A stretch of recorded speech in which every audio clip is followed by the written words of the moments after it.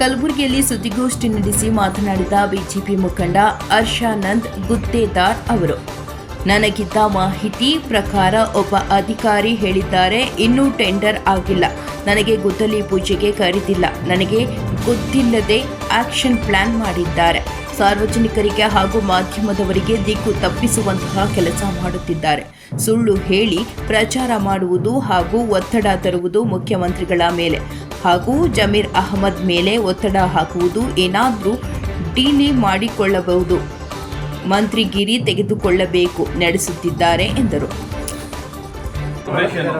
Protocol violation ಮಾಡಿದ್ದಾರೆ ಅವರು 17 ಕೋಟಿ ನನಗೆ ಗೊತ್ತಿಲ್ಲದಂಗೆ ಬಂದು ಮತ್ತು ಗುದ್ಲಿ ಪೂಜೆ ಮಾಡ್ಯಾರ.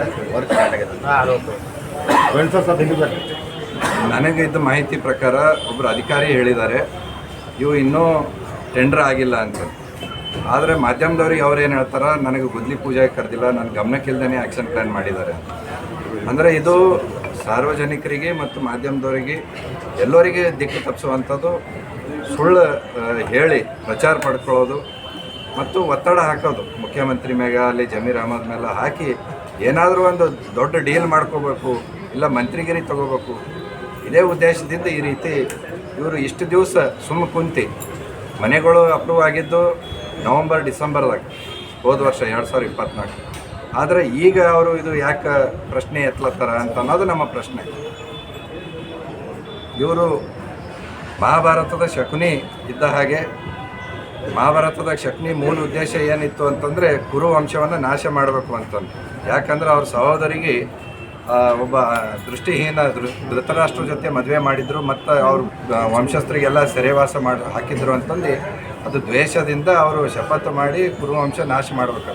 ಹಂಗೆ BR ಪಾಟೀಲಿಗೂ ನನಗೆ ಸಚಿವ ಸ್ಥಾನ ಕೊಟ್ಟಿಲ್ಲ ಅಂತನೋ ಒಂದು ಸಿಟ್ಟು, ದ್ವೇಷ, ಈ ಸ್ವಾರ್ಥ ಮನೋಭಾವದಿಂದ ಇವತ್ತು ಈ ರೀತಿ ವೇಟ್ ಮಾಡಿ 6 ತಿಂಗಳು ಆದ್ರೂ ಇಲ್ಲಿ ತನಕ ಅದು ಮನೆಗಳು ಇವರು ಅಪ್ರೂವ್ 6 ತಿಂಗಳ ಹಿಂದೆ ಆದ್ರೂ ಅವಾಗ ಮಾತು ಅದ್ರ ಬಗ್ಗೆ ವಿರುದ್ಧ ಧ್ವನಿ ಎತ್ತಲಾರ್ದೇ ಈಗ ಎತ್ತಲತ್ತಾರ ಅಂತಂದ್ರೆ ಇದು ಅವ್ರದ್ದು ಜನಪರ ಇದ್ದಂಥ ಕಾಳಜಿ, ಪ್ರಾಮಾಣಿಕತೆ ಅಲ್ಲ, ಹೊರತು ಸ್ವಾರ್ಥ ಮತ್ತು ಅವ್ರಿಗೆ ಆದಂಥ ಅವಮಾನ, ನನಗೆ ಮಂತ್ರಿ ಸ್ಥಾನ ಸಿಕ್ಕಿಲ್ಲ ಅಂತಂದು ಇವತ್ತು ಕಾಂಗ್ರೆಸ್ಸು ಸಿದ್ದರಾಮಯ್ಯ ನಾಶ ಮಾಡ್ಬೇಕನ್ನೋ ಉದ್ದೇಶದಿಂದ ಈ ರೀತಿ ಹೇಳತ್ತಾರ ಅಂತ ನಾನು. ಇಷ್ಟೊಂದು ದೊಡ್ಡ ಮಟ್ಟದ ಸುಳ್ಳು ಅಂತಂದ್ರೆ ಸರ್, ಈಗ 17 ಕೋಟಿ ಬಂದಿದೆ, ಅದು ಆಕ್ಷನ್ ಪ್ಲಾನ್ ಆಗಿ ವರ್ಕ್ ಸ್ಟಾರ್ಟ್ ಆಗಿ ಗುದ್ಲಿ ಪೂಜೆ ಆಗಿದೆ, ನನಗೆ ಗೊತ್ತಿಲ್ಲ ಮಾಡಿದ್ದೀವಿ ಅಂತ.